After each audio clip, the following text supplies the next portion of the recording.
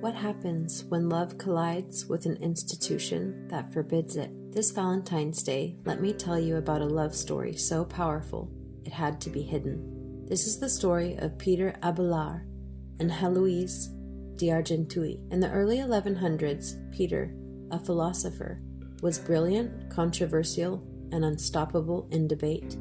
He was also a cleric, and clerics were expected to live lives of sexual restraint.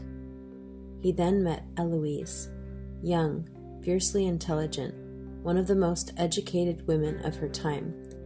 At her uncle's request, he became her tutor. Later in his book, Historia Calamatum, he admitted, "We were united first under one roof, then in one heart." Their love was not casual, it was consuming. He stated, "Love drew us together more than the desire to learn." But here's the problem. A man destined for high office in the church could not publicly marry without sacrificing his career. Celibacy was not just a personal discipline, it was an institutional expectation. So when Héloïse became pregnant, everything had to be hidden. She was sent away in secret. Their son was born quietly. Their marriage, when it came, was whispered, denied, concealed. And secrecy is rarely safe. If they had been free to marry openly, their story might have been a happy one, raising their family. Instead, it became explosive. When Héloïse's uncle discovered the truth, revenge followed. Peter was attacked in the night and castrated. It was brutal, public, irreversible. And what's haunting is this.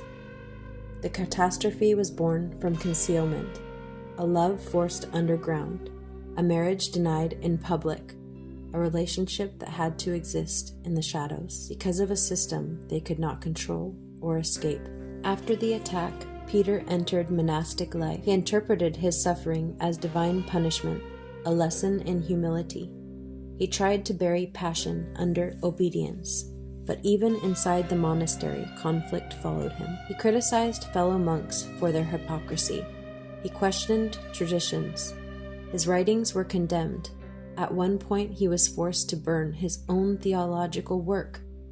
Later, the powerful Bernard of Clairvaux denounced him publicly, accusing him of pride and dangerous reasoning.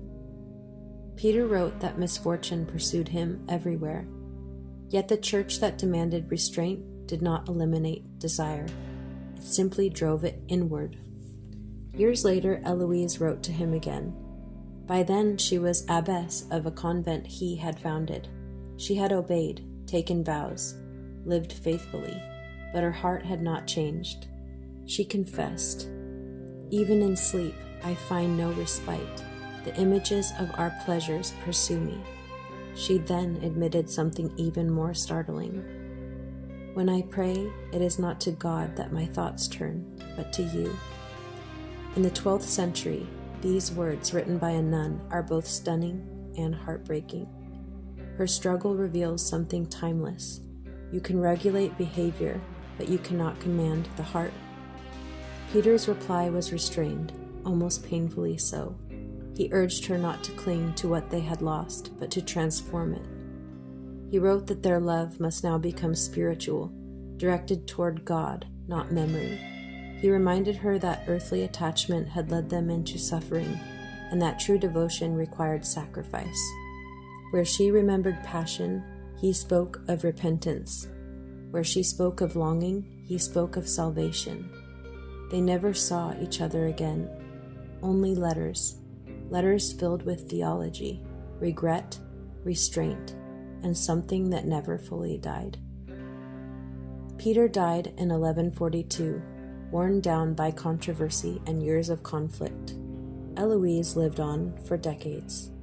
When she died, she was buried beside him.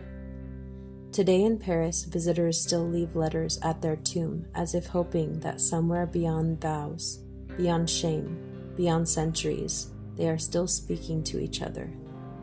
Some love stories are tragic because love fades. Theirs is tragic because it didn't, and perhaps that is what makes it unforgettable.